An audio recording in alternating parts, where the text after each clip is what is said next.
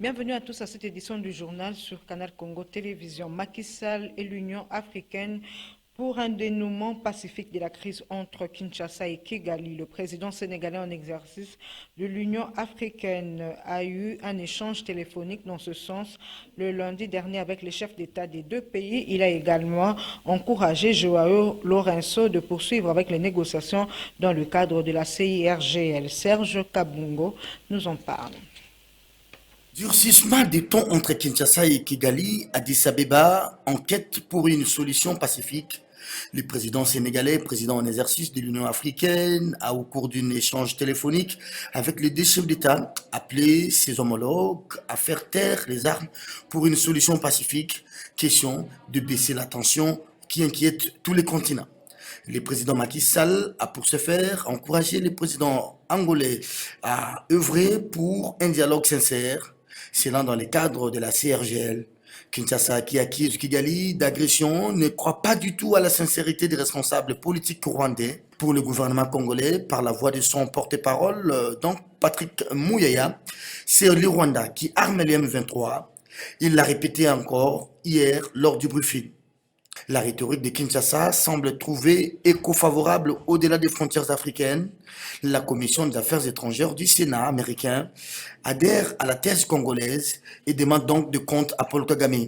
Une position qui met en difficulté le régime de Paul Kagame, plusieurs fois impliqué et cité dans différents rapports onusiens, d'être au cœur de l'instabilité depuis plus d'une décennie dans cette région. La tension reste donc tendue entre deux capitales. Le ministre de la Communication et porte-parole du gouvernement congolais avait annoncé la convocation ce mardi de l'ambassadeur rwandais en poste à Kinshasa, chose qui sera effective qu'au retour du ministre des Affaires étrangères. Sur le plan militaire, beaucoup d'analystes estiment que l'armée congolaise devrait maintenir la pression peu importe l'issue des négociations sous l'égide de la CIRGL. En l'absence du vice-premier ministre des Affaires étrangères en déplacement, sa collègue de l'Environnement, Eve Bazaïba Massoudi, a reçu ce mardi 31 mai 2022 l'ambassadeur rwandais accrédité en RDC. Sur instruction du chef de l'État, elle lui a transmis le message de protestation et de désapprobation du soutien de son pays au M23. Reportage Maya Amate. Implication du Rwanda dans les hostilités à l'est de la République démocratique du Congo, le gouvernement congolais à travers la vice-premier ministre, ministre de l'Environnement et Développement durable, F. Bazaïba Massoudi, a convoqué ce mardi 31 mai 2022 l'ambassadeur rwandais accrédité en République démocratique du Congo, Vincent Karega. D'un ton ferme, le gouvernement congolais envoie un message fort à Paul Kagame. Et c'est sur l'instruction du chef de l'État via le Premier ministre et chef du gouvernement. Nous avons donc invité l'ambassadeur du Rwanda pour lui signifier 3 mots. Le premier, c'est la protestation, n'est-ce pas, du gouvernement congolais face à ces phénomènes. Le deuxième mot, c'est la désapprobation. Et le troisième mot, c'est une mise en garde sévère du comportement de la République du Rwanda vis-à-vis de la République démocratique du Congo. Je pense que c'est tout. Le plus important, c'est ce que nous sommes en train de faire ce terrain. Langue de bois du côté rwandais. Il s'agit d'un message à remettre à Kigali concernant les turbulences actuelles dans les relations diplomatiques. À moi d'estimer, je suis un envoyé du Rwanda et je suis reçu par la RDC. C'est aux deux pays d'estimer la nécessité et la durée de ma présence. Le message est destiné à la République du Rwanda, à mes autorités. Je ne peux pas dévoiler le message des autorités, à moins que la RDC dévoile le contenu. Mais moi, en tant qu'ambassadeur, je suis porteur du message jusqu'avant l'arrivée à destination. Je n'ai rien à dévoiler. Signalons que la vice-premier ministre, ministre de l'Environnement, F. Bazaïba Massoudi, a reçu le diplomate rwandais en l'absence de son collègue des Affaires étrangères en déplacement. De leur côté, les députés nationaux partiront dans différents pays du monde pour présenter à la face des États et des organisations internationales le mécontentement du peuple congolais et de désapprouver totalement le mauvais voisinage avec le Rwanda. C'est en tout cas ce qu'a annoncé ce mardi le président de l'Assemblée nationale, Christophe Mbosoko Diampouanga. Reportage Gisèle Toko.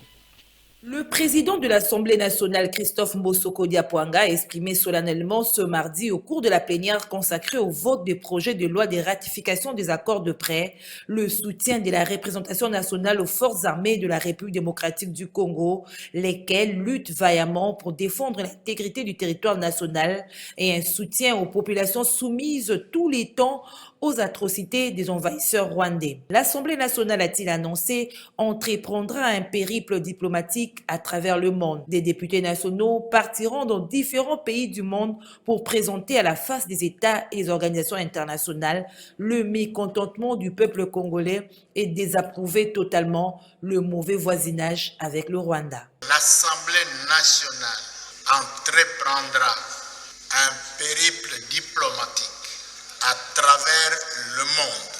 Des délégations des honorables députés partiront dans différents pays du monde pour présenter à la face des États et des organisations internationales le mécontentement du peuple congolais et désapprouver totalement le mauvais voisinage avec le Rwanda. Nous exprimons également notre compassion à notre population victime des atrocités. C'est dans ces contextes, chers collègues, le moment est indiqué pour que nous ne démontrions pas tout simplement notre compassion par des mots. C'est ici l'occasion pour d'apporter notre contribution. Chaque député mettra $100 chaque mois en faveur de la population de l'Est, surtout des jeunes victimes des atrocités. Restons mobilisés et nous invitons l'ensemble du peuple congolais à rester mobilisés et à continuer à soutenir nos vaillants soldats qui sont au front. Spoliation du domaine public de l'État, l'Assemblée provinciale de Kinshasa a condamné à l'unanimité la spoliation des terres agricoles dans le district de la Tchangou. C'était au cours de la plénière du lundi, après l'audition du rapport de la mission d'enquête spéciale sur les incidents survenus au site agricole de Tchangou 1. Autre détail avec Maxime Makabou et Georges Libengi. Les choses à évoluer.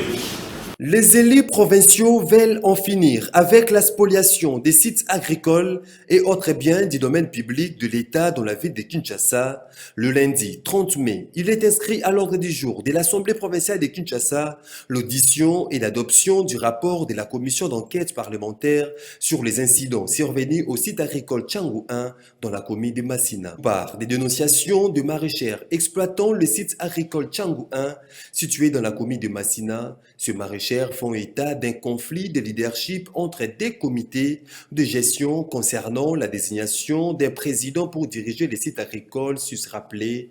De plus, ces sites font l'objet de spoliations qui prennent des proportions énormes chaque jour, à ce point que la destination première de ces sites agricoles risque de disparaître. Après enquête, la commission parlementaire relative recommande, entre autres, de démanteler les réseaux des spoliateurs du site Tchangou, de dresser une cartographie du site pour lutter contre toute forme de spoliation, de promouvoir les activités agricoles avec possibilité de diversifier les activités sur le site, de s'assurer de l'application effective de l'édit portant détermination des terres agricoles urbano-rurales dans la ville de Kinshasa, de mettre en place une politique publique provinciale pour un encadrement optimal de maraîchers, aussi de prendre des mesures conservatoires et traduire en justice les auteurs et complices des spoliations du site Tchangou 1. Si, après adoption intégrale du rapport de la commission moyennant quelques amendements, levé unanime des élus et de continuer sur cette lancée pour traquer tous les spoliateurs du domaine public de l'État dans la ville de Kinshasa. Cambriolage à la direction, à la division provinciale des finances, 995 millions de francs congolais emportés par les agents de garde, selon le communiqué de la cellule de communication du gouverneur de la ville de Kinshasa. Interrogé à ce sujet, le député provincial Mike Mukebai, qui parle, lui, du cambriolage d'un montant supérieur à celui présenté par l'hôtel de ville, appelle la justice à se saisir du dossier. Le député Mike Mukebai est joint au téléphone par Maxime Makabou une fois de plus. Une fausse piste. Le communiqué a été publié hier lundi 30 mars, alors que le prétendu, je dis bien prétendu cambriolage, a été perpétré depuis la semaine passée, si je ne m'abuse, le 25. Donc on aura attendu 3, 4, 5 jours pour annoncer qu'on cherche à passer quelque chose. Et le montant n'est pas celui-là. Le montant qui est connu, en tout cas, n'est pas celui-là. Selon monsieur, c'est aussi partagé par plusieurs députés provinciaux, c'est pas ce montant. Le montant avoisinerait les milliards, un milliard de francs congolais. Et c'est à se demander, cet argent c'est là, puisqu'il y a des instructions strictes de l'IGF, que le fonds ne peut pas être retiré sans le quitus de l'IGF. Selon nos sources, des fonds ont été retirés à la DCDC Equity sans le quitus de l'IGF, et ces fonds ont été stockés à la division urbaine, au ministère provincial des Finances. Qu'est-ce que ces fonds figurent-là? Une enquête a-t-elle été diligentée? Jusqu'à ce jour, non. Ces fonds étaient logés dans un coffre-fort. Alors, on nous montre ce coffre-fort. A-t-il été cassé par le cambrioleur? Je ne pense pas. Alors, je demande, moi, que la justice se saisisse. Ils sont où ces gars-là? Et alors, l'enquête, a-t-elle déjà commencé, nous?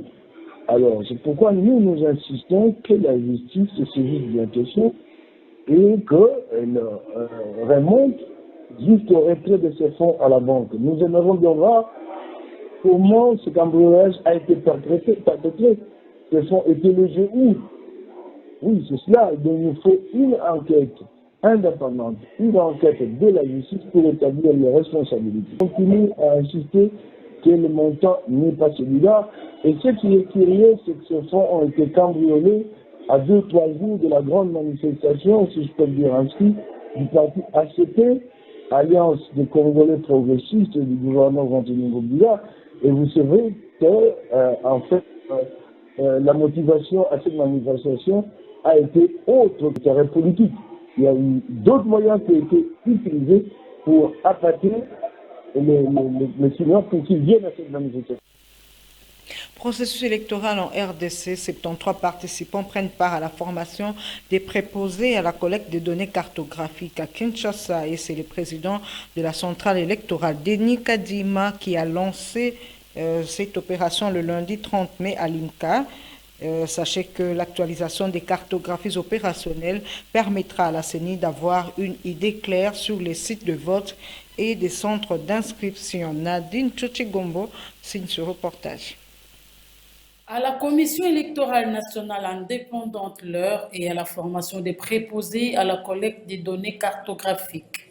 Le président de la centrale électorale, Denis Kadima, a lancé le niveau 3 de la cascade de formation de 5 jours. Cette session, faisant suite à celle lancée le 1er avril dernier, va se dérouler simultanément au niveau de 179 antennes dont dispose la CENI et implantées dans le chef-lieu de territoire et dans quelques villes du pays. Cette cérémonie s'est déroulée en présence notamment du rapporteur adjoint de la CENI, Paul Mouindo, du secrétaire exécutif national, Toto Mabikou Totokani, ainsi que du représentant du bourgmestre de Kalamou. À Kinshasa, 73 participants y prennent part sur les 2 sites retenus, à savoir l'IMCA et lycée Saint-Germain de Ndjili. Bénéficiaires de cette dernière étape, qui passeront à travers le tamis de la CENI, porteront l'opération sur le terrain en confrontant la théorie apprise à la pratique et aux réalités locales. Occasion pour Denis Kadima de faire appel au sens des responsabilités, d'éthique et des morales des préposés, tout en leur recommandant l'assiduité et une bonne application.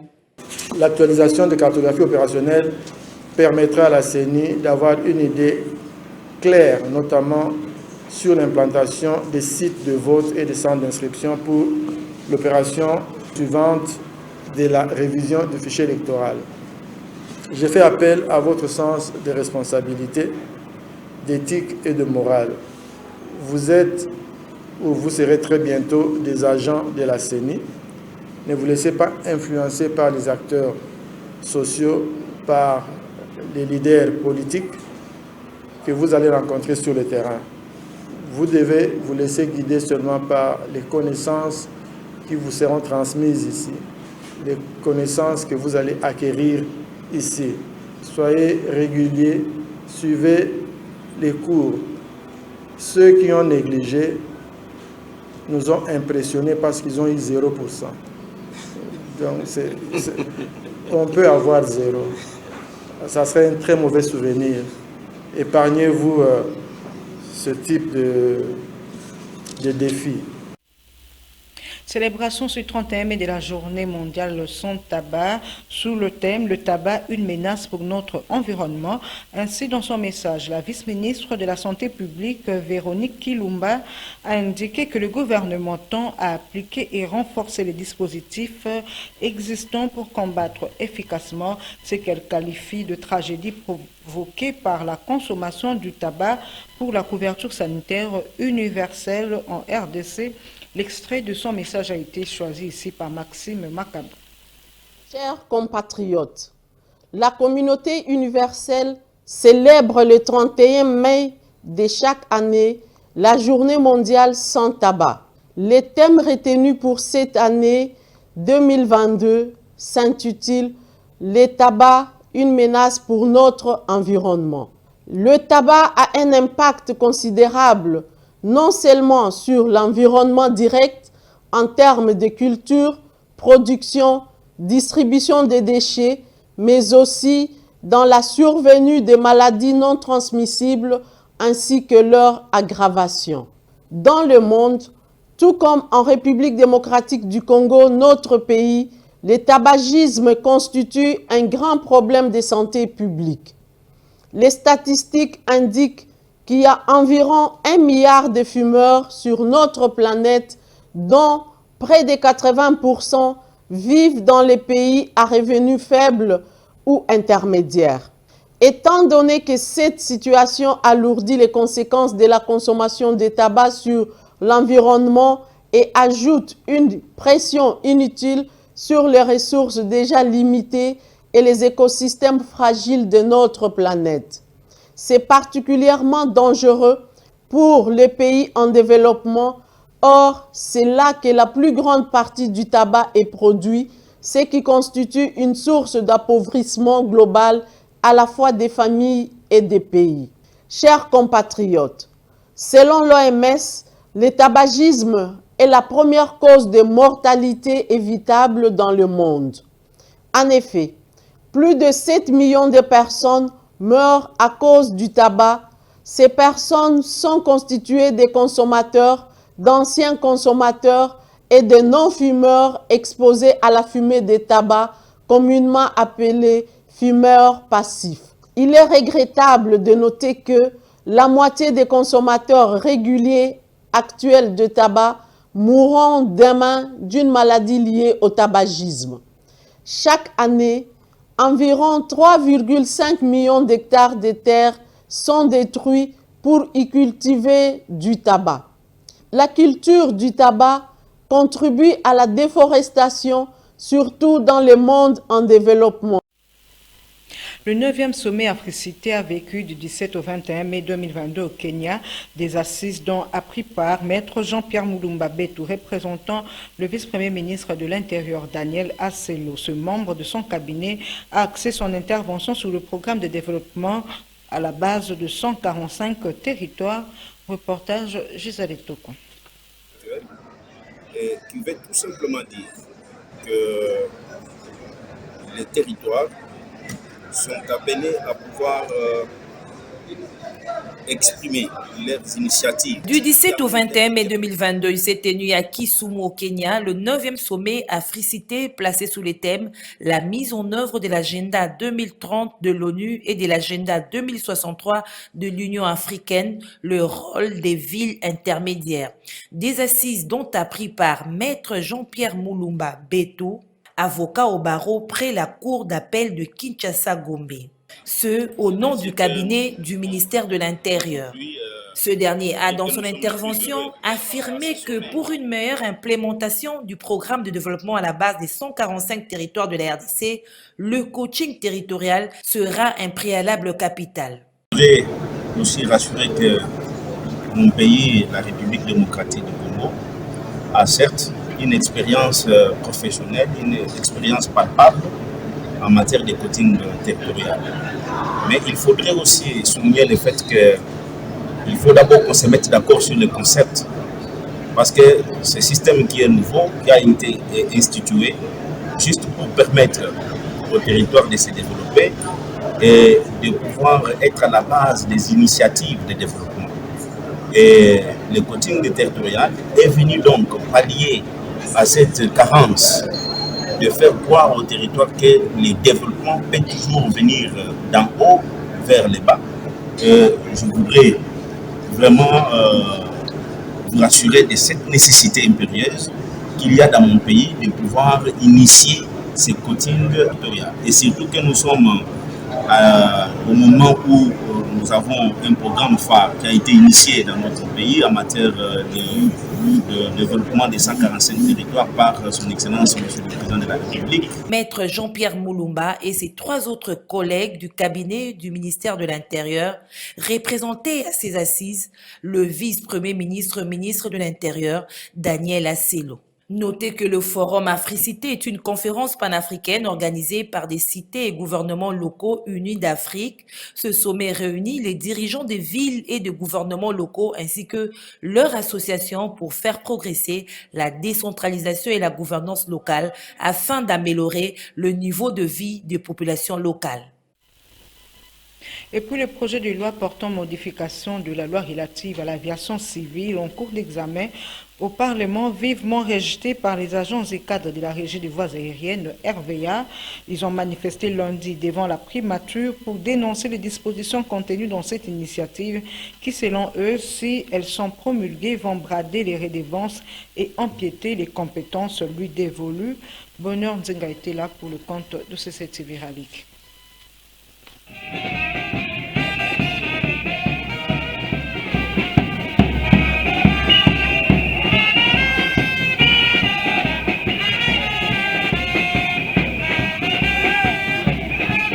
Le projet de loi modifiant et complétant la loi numéro 010/014 du 31 décembre 2010 sur l'aviation civile déposé par le député national Claudel Loubaya en cours d'examen au Parlement consacre les bradages de redevances de l'RVA en faveur d'autres structures. D'où la manifestation de colère des agents et cadres de la Régie des voies aériennes qui, à travers un sit-in, ont dénoncé lundi les silences coupables du ministre de tutelle Chéribin Okende face à ce qu'ils qualifient d'injustice dont ils sont victimes. Un mémorandum a été déposé sur la table du Premier ministre Jean-Michel Samaloukonde. Le président syndical de la RVA, le doyen Guérengo, parle d'un acte suicidaire. Nous avions obtenu la promesse auprès du DIRCAB du Premier ministre, que nos positions seraient relayées fidèlement auprès de celui-ci. Nous avions cessé de le dire. Ces derniers temps, nous sommes menacés. Il est demandé à tous les personnels de la RVA d'être unis et solides derrière ce dossier pour bouter dehors les ennemis de la RVA. Parce que nos emplois sont en danger. Nous la condamnons farouchement et nous émettons des inquiétudes quant au comportement d'un des ministres de tutelle qui devrait normalement jouer l'arbitrage et faire en sorte que les partis puissent discuter dans une situation où les forces seront égales. Parce que vous êtes sans oublier que les structures AAC, initiateurs de cette loi, ont eu plusieurs années à le préparer. Alors que la RVA, on nous a accordé à peine 48 heures pour réfléchir et donner des propositions sur une loi qui nous paraît susciter. Outre le redevance, la RVA dénonce également la tentative de l'empiètement de la procédure de certification des aéroports. Si cette loi est promulguée, plusieurs travailleurs iront à chômage, a laissé entendre le numéro 1 de la délégation syndicale, d'où il faut arrêter l'hémorragie, a-t-il conclu. Le programme élargi de vaccination PEV a organisé ce mardi 31 mai 2022 avec l'appui de l'UNICEF une table ronde centrée sur la vaccination. Ceci a mis autour d'une même table les enfants reporters et les responsables de PEV en vue d'échanger sur la vaccination et voir comment convaincre un grand nombre de la population à adhérer à la vaccination, d'autant plus qu'à travers celle-ci, plusieurs maladies ont été éradiquées. Le point avec Niwa Pezo. L'objectif de cette table ronde sur la vaccination en faveur des enfants, organisée par le programme élargi de vaccination avec le concours de l'UNICEF, est de mettre autour d'une même table les enfants et les responsables du PEV pour échanger sur la vaccination. Il a été question d'avoir la perception des enfants face à la vaccination en période de Covid-19. C'est dans cette optique que les focus group ont été organisés à travers la ville de Kinshasa, dans lequel les enfants ont eu à parler de l'avantage des vaccins autour d'eux. S'en est suivi une projection vidéo intitulée « La voix des enfants après la sensibilisation ». En effet, des enfants reporters ont sensibilisé sur l'importance de la vaccination de manière générale et en particulier celle de la COVID-19 à travers les 4 districts éducationnels de Kinshasa, un moyen d'inciter la population d'adhérer à la vaccination. Dans son mot des circonstances, Dr Aimé Sikomola, directeur de PEV, a salué l'engagement des enfants reporters qui tiennent à relever le défi lié à la vaccination. Les enfants reporters s'engagent à sensibiliser d'autres enfants. On s'est rendu compte que la perception par rapport à la vaccination n'est pas en faveur de la protection de notre communauté contre les maladies à prévention vaccinale. Votre engagement me soulage et nous serons là pour vous appuyer. Accroître le nombre des centres de vaccination pour permettre à tous les enfants de se faire vacciner facilement, rendre les vaccins des routines obligatoires pour tous les enfants, ainsi que faire plus de sensibilisation sur le vaccin en vue de permettre à la population de se faire vacciner sont là les quelques recommandations formulées pour réussir ce pari. C'est pratiquement la fin de cette édition du journal sur Canal Congo Télévision. Merci à tous de l'avoir suivi.